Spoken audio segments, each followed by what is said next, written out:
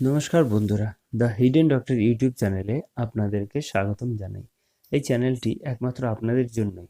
আপনারা যেগুলো জানেন না সেগুলো জানানোর জন্য আমরা এখানে রয়েছি। আসুন আমরা আজ যে ওষুধ সম্পর্কে আলোচনা করি সেটি আগে জেনে নিই। সেটি হলো ডাবার হানিটাস। ভিডিওটি শুরু করার পূর্বে আপনাদেরকে জানাই, প্লিজ আমাদের চ্যানেলটিকে সাবস্ক্রাইব করে নেবেন যেন পরবর্তী ভিডিও আপনাদের কাছে তাড়াতাড়ি পৌঁছে যায়। আসুন আজ আমরা এটি সম্পর্কে আলোচনা করি। এটি ডাবার হানিটাস, যেটি ডাবার কোম্পানির তৈরি।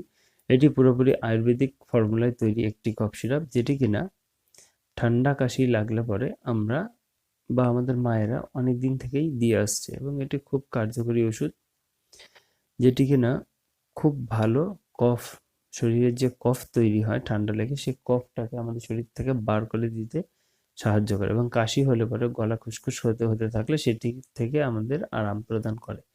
এটিতে মধু, তুলসী, মুলেঠি, সুনিতি আর বানাপসা রয়েছে। আরও কিছু কিছু রয়েছে যেগুলো কিনা উপরে দেওয়া থাকে না, সেগুলো বলছি।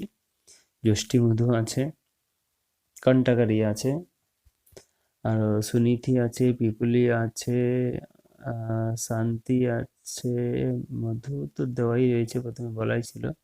আর একটু সামান্য পরিমাণে এতে প্রিজারভেটিভ থাকবে যাতে এটি খারাপ না হয়। এর দাম খুব বেশি না, ৯০-৯৫ টাকার আশেপাশে, এবং এটি খুবই ভালো ওষুধ, অনেক দিন থেকেই চলে আসছে। বাচ্চা থেকে শুরু করে বয়স্ক মানুষ যারা কিনা অ্যালোপ্যাথিক ওষুধ খেতে চায় না, সেই সমস্ত ব্যক্তিরা এটি ব্যবহার করতে পারেন। এটি প্রেগনেন্সির সময় অনেক মায়েদের ঠান্ডা লেগে কাশি হয়, তারাও এটি খেতে পারেন। এতে যেহেতু কোনো অ্যালোপ্যাথিক ওষুধ নেই, তাদের জন্য খুব ভালো হবে। ওষুধটি খাওয়ার জন্য আপনারা এক কাজ করবেন, ওষুধটি মুখে নিয়ে কিছুক্ষণ রেখে তারপরে খাবেন, এবং ওষুধটি খাওয়ার পরে জল খাবেন না, তাহলে দেখবেন এর কাজ খুব ভালো হয়। আর এর তো সম্পর্কে তো বললাম, এটি সবাই খেতে পারেন। আর একটু হাতে পায়ে তেল টেল মালিশ করবেন, তাহলে পরে ঠান্ডা লাগাটা কমে যাবে। আর এটি খাওয়ার সময় আপনারা জল খাবেন না, এটি মানে খাবার পরে, কফ সিরাপটা খাওয়ার পরে কিন্তু জল খাবেন না, এতে কিন্তু কাশি সারবে না।